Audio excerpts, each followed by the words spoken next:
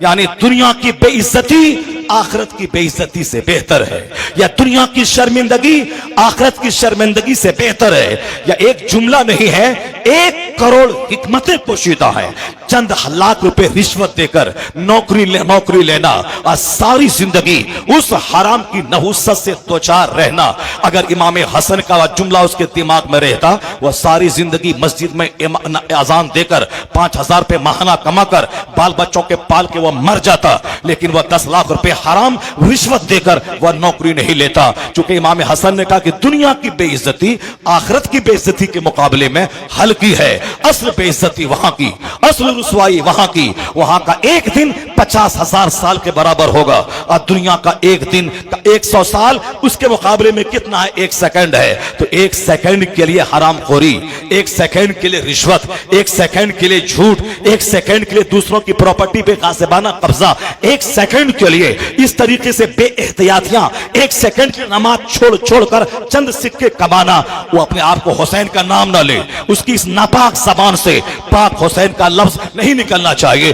امام حسن بھوکا رہے، اپنی دولت کو زندگی میں 3 بار ساری پراپرٹی انہوں نے ایک سوئی تک گھر میں نہیں رکھا، وہ سب خیرات کر دیا۔ زندگی میں کئی بار آدھی جائیداد، یعنی آدھا اپنے لیے آدھا رب کی راہ میں، اور 3 یا 2 بار ساری پراپرٹی سوئی تک نہیں رکھا، سب راہ خدا میں خیرات کر دیا۔ یا سوچنا نہیں کہ کل میرا بچہ کیا کھائے گا، پرسوں میرا بچہ کیا کھائے گا۔ امام حسین نے پریکٹیکل میں بتایا کہ اللہ پر وشواس کرنے والا وہ خسارے میں نہیں رہتا ہے۔ اللہ کا وعدہ ہے 1 خرچ کر میں تجھے 10 دوں گا، تو ہم کو تو لگتا ہے کہ خرچ کریں گے، دے گا کہ نہیں دے گا، ہوگا کہ نہیں ہوگا، یہ بے اعتمادی ہمارے سینے میں ہے۔ مگر وہ حسین تھے، وہ امام حسن تھے، اللہ کی ذات پر مضبوط یقین تھا، سارا مال راہ خدا میں خیرات کر دیا۔ کیا وہ بھوکے رہ گئے؟ کیا ان کے بچے بھوکے رہے؟ نہیں، انہوں نے رب کی راہ میں خرچ کیا تھا، رب نے پہلے سے زیادہ ان کو نوازا۔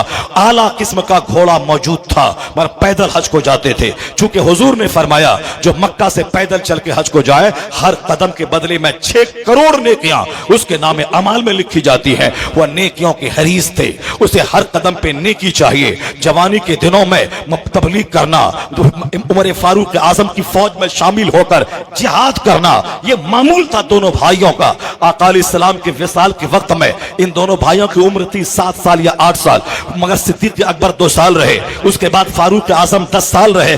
فاروق اعظم کے زمانے میں حضرت امام حسین فاروق اعظم کی فوج میں شامل ہو کر جنگ قادسیہ میں شامل ہوئے، امام حسن فاروق اعظم کی فوج میں شامل ہو کر دوسری جنگوں میں شامل ہوئے۔ امام حسین نے کبھی یہ نہیں کہا کہ فاروق اعظم میرا غاصب ہے، صدیق اکبر غاصب ہے، نہیں، مولا علی صدیق اکبر کو حمایت دی۔ مولا علی نے عثمان فاروق اعظم کی فوج میں شامل رہ کر ان کا شانہ بشانہ ان کو مشورہ دے کر ان کی خلافت کو تسلیم کیا۔ عثمان غنی کے 12 سالہ پیریڈ میں مولا علی ان کے ایڈوائزر رہے، ان کے ساتھ شریک رہے، یہاں تک کہ جب بلوائیوں نے عثمان غنی کا گھر گھیرا، اپنے دونوں جوان بیٹوں کو حسن اور حسین کو مولا علی نے دروازے پہ کھڑا کر دیا، خبردار کوئی بلوائی اس راستے سے اندر گھسنے نہیں پائے اور امیر المومنین کو کوئی تکلیف نہیں ہونے پائے۔ وہاں تو امیر المومنین اور مولا علی میں اتنی دوستی ہے، یہاں تک کہ اپنے دونوں شہزادوں کو کھڑا کیا، خبردار اس امیر المومنین کے گھر میں کوئی بلوائی گھسنے نہیں پائے۔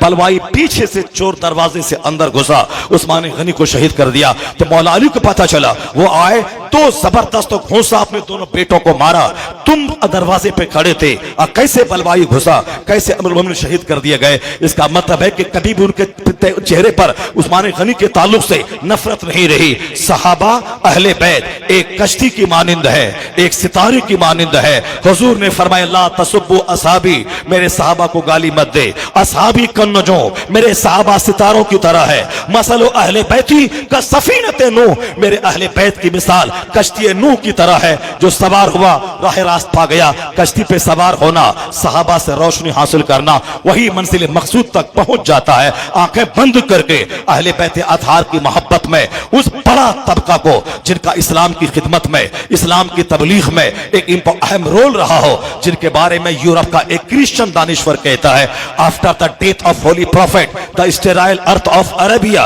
it seems that it has been converted by magic into the nursery of heroes۔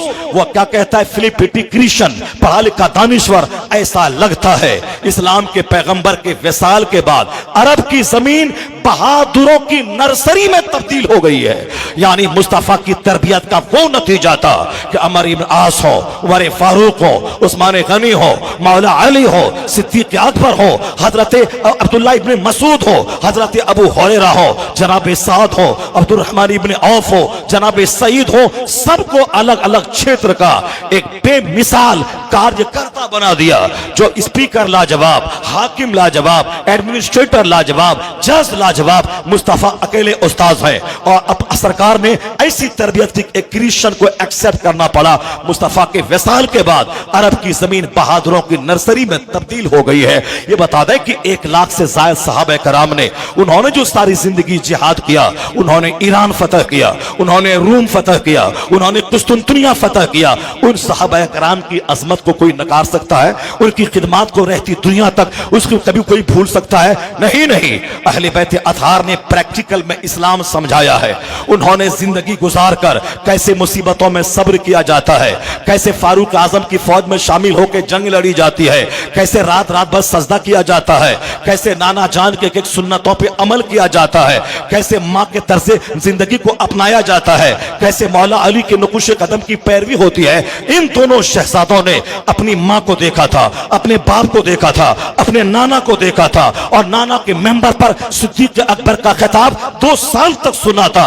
अपने नाना के मेंबर पे 10 साल तक फारूक आजम का खिताब सुना था। उनके जमाने में उनकी फौज में शामिल होकर इस्लाम के फुतुहात में अहम रोल अदा किया था। उस्मान गनी के 12 साल तक उनके कारनामों को देखा था। अपने अब्बा जान के 5 साला दौरे हुकूमत को देखा था। अपने भाई जान की शहादत को निगाहों के सामने देखा था। इमाम हसन इसी तरह से तरबियत की फाती में कुंदन बन गए थे।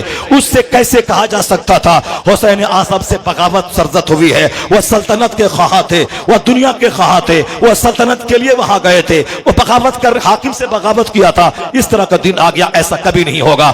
जिस मुस्तफा ने नाना को प्यार दे के तैयार किया था, अब जिंदगी के आखिरी पड़ाव में उसी तैयारी के मुजाहिरे की घड़ी आ गई। नाना की तरबियत का कर्ज चुकाने का वक्त आ गया। सिद्दीक अकबर के विसाल के बाद 10 साल फारूक आजम रहे। उनके विसाल के बाद उस्मान गनी 12 साल रहे। उनके विसाल के बाद मौला अली 5 साल तक रहे। इमाम हसन 6 महीने तक खिलाफत राशिदा पे मामूर रहे। फिर अब उस वहां से इमारत आ गई, हुकूमत आ गई। अमीर मुआविया रज़ी अल्लाह ताला अन्हु सहाबी रसूल है।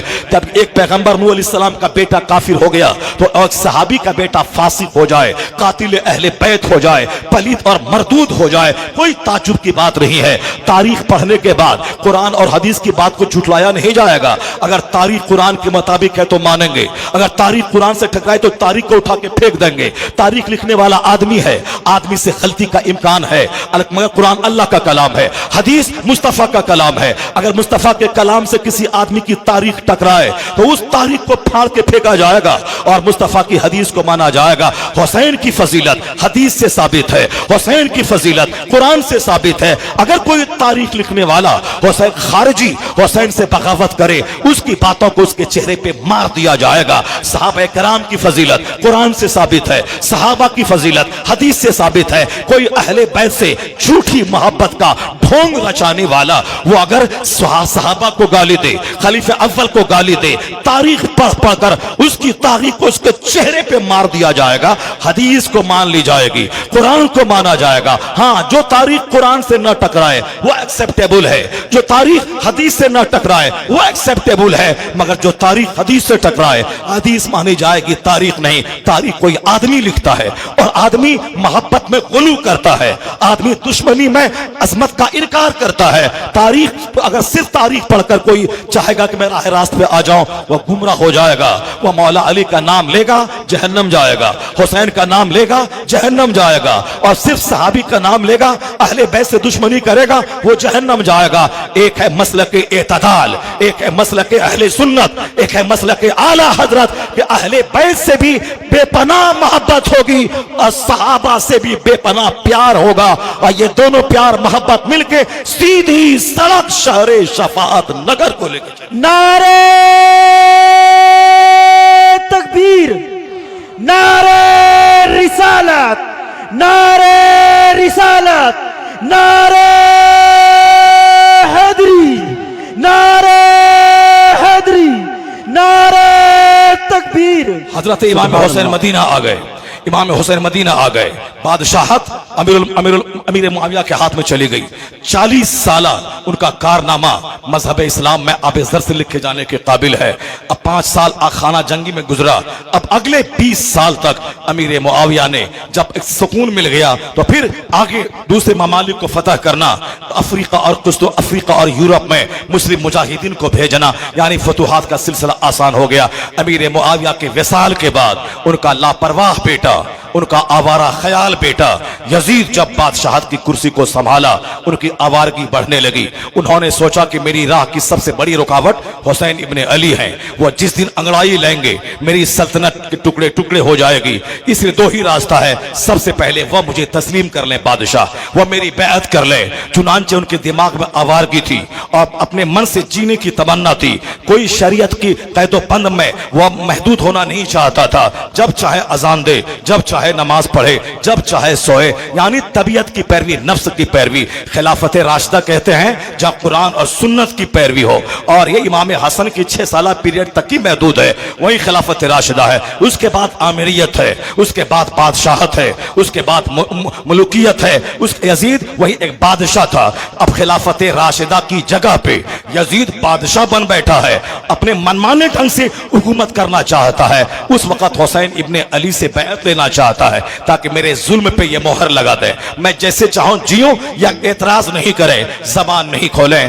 جس مصطفیٰ نے حسین اعظم کو اس قدر محبت سے پالا تھا، ان کی موجودگی میں یہ کیسے ہو سکتا تھا کہ یزید کو بے لگام چھوڑ دیا جائے؟ وہ جیسے چاہے حکومت کرے، نہیں ہوگا۔ حسین اعظم جب تک زندہ رہیں گے ایسا کبھی وہ دیکھنا برداشت نہیں کریں گے۔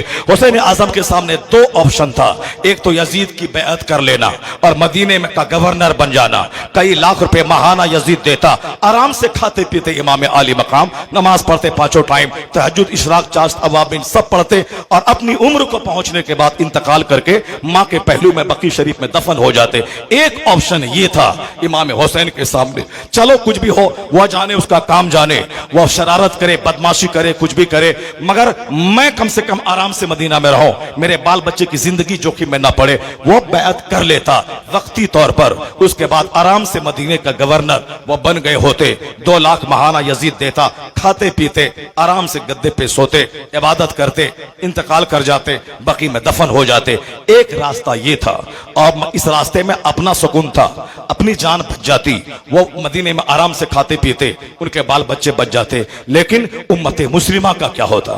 قیامت تک کے کروڑوں مصطفیٰ کے غلاموں کا کیا ہوتا؟ کون ظالموں کے سامنے سینہ سپر ہونے کا حوصلہ دیتا؟ اذان کا کیا ہوتا؟ نماز کے سسٹم کا کیا ہوتا؟ مصطفیٰ کی شریعت کا کیا ہوتا؟ شریعت سے ہٹ کے جب دوسرا نظام نافذ ہوتا ہے وہاں ظلم ہوتا ہے، لوگوں کا اپمان ہوتا ہے، منمانے ڈھنگ سے جینے میں کئی گروپ کا خسارہ ہوتا ہے۔ جب دنیا میں کسی آدمی کا اپنا شاسن چلتا ہے تو ایک بڑا طبقہ فائدے سے محروم ہوتا ہے۔ قدرت کا قانون، اللہ کا قانون جب چلتا ہے تو اللہ کے سارے بندوں کے لیے بھلا ہوتا ہے، چونکہ رب کا ضابطہ سب کے لیے مناسب، سب کے لیے بینیفیشل ہے، کوئی طبقہ فائدے سے محروم نہیں رہے گا، چونکہ اللہ کو معلوم ہے یہ میرے بندے ہیں، ان بندوں کے لیے کون سا ضابطہ چاہیے۔ وہ خلافت راشدہ کا دور تھا، یعنی ایک گھاٹ پہ شیر اور بکری پانی پیے، عدل کا دور دنیا نے دیکھا۔ عمر فاروق اعظم کے بارے میں آج یورپ کا دانشور کہتا ہے if any second Umar would in the Islamic world، اگر عمر جیسا کوئی دوسرا عادل بادشاہ، خلیفہ اور کوئی دوسرا ہو گیا ہوتا تو ساری دنیا میں اسلامی نظام حکومت قائم ہو جاتی، چونکہ عمر فاروق کے زمانے ہی میں ایران فتح ہوا اور روم فتح ہوا، یا دونوں مہاشکتیاں عمر فاروق اعظم کے زمانے میں ہندوستان کے زیر نگی آئی، ان کا زور ٹوٹا اور اسلامی سلطنت کا دائرہ بالکل وسیع ہو گیا۔ فاروق اعظم کا عدل مشہور ہے، یہ خلافت راشدہ ہے، اللہ کا قانون، اپنا کچھ نہیں، جو کچھ قرآن میں ہے، جو کچھ حدیث میں ہے اسی کو خلیفہ راشد لے کے چلتے ہیں۔ یزید نے انہوں نے بادشاہت نافذ کر دی، میں جیسے چاہوں گا جیوں گا، میں جیسے چاہوں گا کروں گا۔ حسین اعظم نے سوچا کہ اگر میں نے اس کی بیعت کی مخالفت کی امت مسلمہ کا بھلا تو ہوگا مگر میری جان خطرے میں پڑ جائے گی۔ حسین اعظم کے سامنے ایک راستہ بھوک کا ہے، ایک راستہ پیاس کا ہے، एक रास्ता कत्ल का है, तो हुसैन आजम ने आराम के ऑप्शन को छोड़ दिया।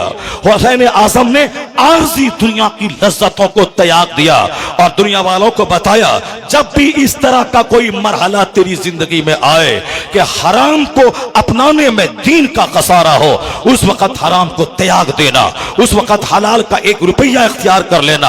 अगर मौत और जिंदगी में टकराव हो, यानी जिंदा रहना अगर हराम की तायद करके हो, तो ऐसी जिंदगी से मौत को गले लगा लेना। मरना तो है ही, चाहे आज मरो चाहे 10 साल के बाद, वो मौत बेहतर है जो मौत हक की राह में आ जाए, जो मौत अल्लाह के नाम पे आ जाए। हुसैन आजम ने दूसरे ऑप्शन को अपनाया, यानी कत्ल का रास्ता, भूख का रास्ता, बाल बच्चों की तबाही का रास्ता। का मुझे हर तबाही गवारा है, मगर एक जालिम की हिमायत करना यह गवारा नहीं है। जालिम के साथ बैठना जुल्म है, जालिम के साथ चंद कदम चलना जुल्म है, जालिम की तारीफ जुल्म है, जालिम से मुस्कुरा के मिलना जुल्म है। वह लोग जो हमेशा शराबियों, बेनमाजियों और हरामखोरों के पास बैठकर उनके ग्रेनाइट, उनके साथ मार्बल, उनके टाइल्स, उनके बाल बच्चों की तारीफ 1 घंटे तक मालिश करते हैं, तब जाके 1000 रुपए की रसीद काट कर वो आते हैं, वह भूल जाते हैं जालिमों के साथ चंद कदम चलना जुल्म है, उनसे मुस्कुरा के मिलना जुल्म है, उनके पास बैठना जुल्म है, उनके मकान, उनकी गाड़ियों को ललचाई निगाह से देखना जुल्म है। उससे नफरत जरूरी है, वरना जुल्म का सीना चौड़ा हो जाएगा, जुल्म की हौसला अफजाई हो जाएगी, जालिमों की तादाद में इजाफा हो जाएगा। हुसैन आजम से कैसे वो उम्मीद किया था कि हुसैन अपना हाथ उसको दे दे।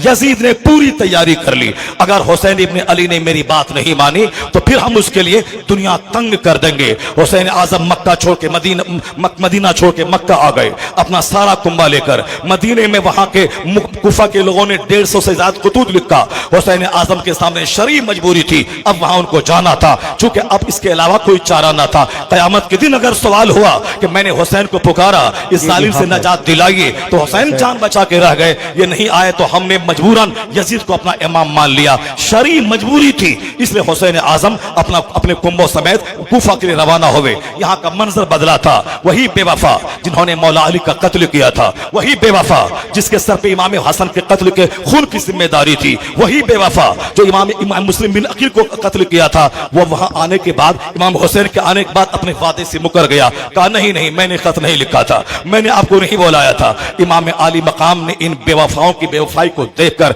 उनके नरगे में जब घिर गए, कहा मुझे वापस मदीना जाने दो। कहा नहीं जाने देंगे, यजीद की बैअत कर ले।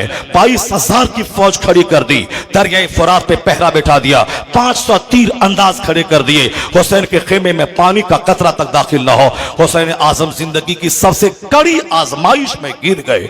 उन लोगों ने बुलाया था, अगर बगावत करनी थी तो 1 लाख फौज को लेके आते, यजीद से टकराना था तो दमिश्क जाते, या कूफा क्यों आते, मैदान करबला में क्यों जाते। इसका मतलब है हुसैन आजम बगावत करने नहीं, हुसैन आजम तो वहां के चंद हसास दीनदार लोगों के बुलावे पे, उनकी आवाज पे लब्बैक कहते हुए शरीयत बचाने वहां पहुंचे थे। अब उन लोगों से आपने कहा अगर मेरा बुलाना पसंद नहीं है, मुझे मदीना वापस जाने दे। मदीना नहीं जाने देता है, सीधे दमिश्क यजीद के पास लेके चल। अगर वहां भी नहीं जाने देता है तो हमें किसी सरहदी ममालिक की तरफ जाने दे, ताकि वही दिन की तबलीग करते हुए मैं जिंदगी के दिन गुजार दूं।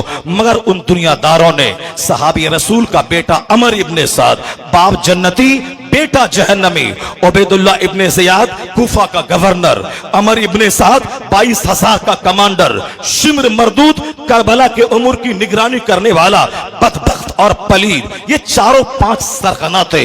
उन लोगों ने मिल के मशवरा किया, अगर हुसैन यहां से निकल गए फिर दोबारा इनको कब्जा करना मुश्किल हो जाएगा, या तो बैअत कर ले या फिर इनका सफाया कर दिया जाए, वर नहीं तो फिर दोबारा हुसैन हाथ में आना बड़ा मुश्किल काम हो जाएगा। चुनांचे चारों तरफ से घेर के हुसैन आजम से कहा मान ले, बैअत कर ले।